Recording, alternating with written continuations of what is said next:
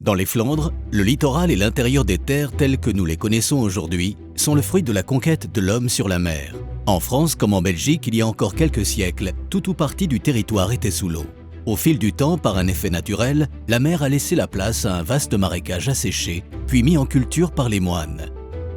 Le processus de poldérisation était lancé, donnant ainsi naissance au système des wateringues. Ce dispositif hydraulique entièrement voué à la maîtrise de l'eau a été perfectionné par chaque génération, avec toujours comme objectif de faire barrage à la mer et réguler les écoulements des eaux douces. Aujourd'hui, les évolutions climatiques et plus particulièrement l'élévation du niveau de la mer obligent les acteurs du territoire à se mobiliser et à repenser le système en place afin qu'il soit plus adapté au contexte à venir.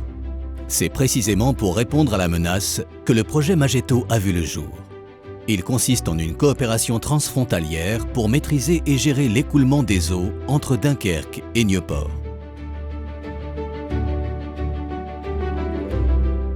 Pour une meilleure compréhension du projet Magetto, il est utile de revenir sur l'histoire de ce territoire transfrontalier. Autrefois, à l'emplacement actuel des Moires, un lac recueillait les eaux d'un territoire s'étendant de Bergue à Furnes. Ce lac, aux eaux pestilentielles, était à l'origine de nombreuses épidémies, notamment dans la ville d'Onscott. Au cours de la première moitié du XVIIe siècle, deux grands chantiers ont transformé le visage de cette région. Le premier consistant à assécher le lac des Moires, le second à creuser un canal pour relier Dunkerque à Furnes.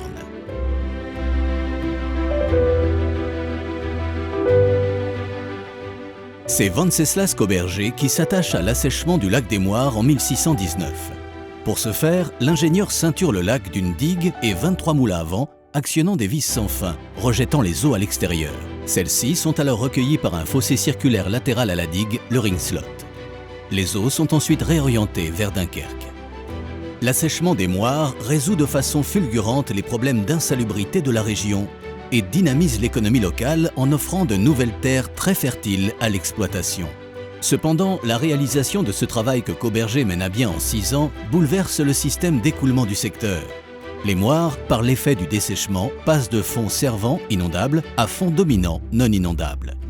Le second chantier, indépendant de l'assèchement des Moires, a consisté à creuser plusieurs canaux permettant de relier les villes et de les approvisionner, alors que la Flandre était sous domination espagnole et que les ports maritimes étaient bloqués par la marine hollandaise.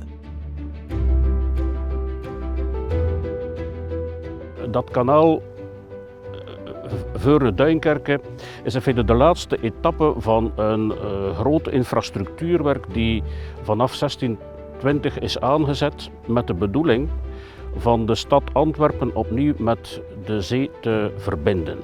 Het was dus zo dat met de godsdienstoorlogen de Nederlanden de controle hadden over de Scheldemonding. Dus met andere woorden, er kon geen enkel zeeschip meer Antwerpen bereiken. Men heeft dan een heel groot plan bedacht om via kanalen Antwerpen opnieuw met de zee te verbinden.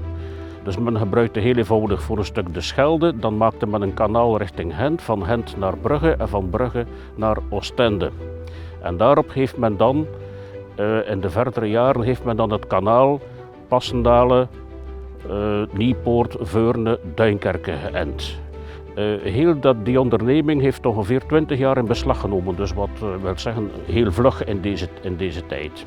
Oui, alors la date fondatrice, c'est sans doute 1638. Alors il faut rappeler aussi que Dunkerque, à ce moment-là, n'est pas française. Dunkerque fait alors partie du royaume d'Espagne, des Flandres espagnoles. C'est une ordonnance du roi d'Espagne Philippe IV qui va autoriser les villes de Dunkerque, de Furnes et de Bruges à concevoir un canal qu'on appelle le canal de Dunkerque à Furnes, aujourd'hui dit le canal de Furnes.